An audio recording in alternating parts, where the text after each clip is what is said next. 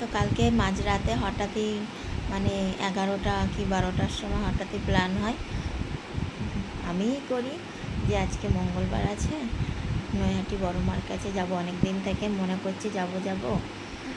তো বেলা করে গেলে তো এমনিতে অনেকটা লাইন পড়ে, যার জন্য বেলা করে যাচ্ছিলাম না, যে ভোরবেলা উঠেই একদিন বেরিয়ে পড়ব।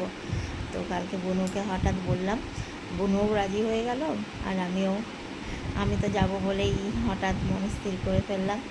তো দেখো কটা বাজে এখন, আর আমি 5টায় অ্যালার্ম দিয়ে দিয়েছিলাম।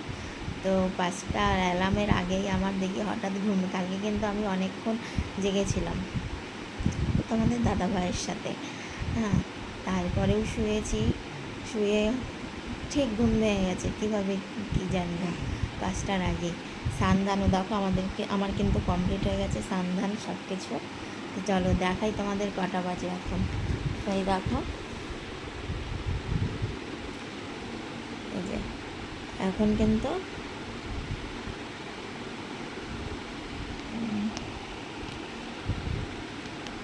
5টা বাজে, 5টা 15 বাজে, ঠিক আছে। 5টা 15-র মধ্যে আমার কমপ্লিট হয়ে গেছে।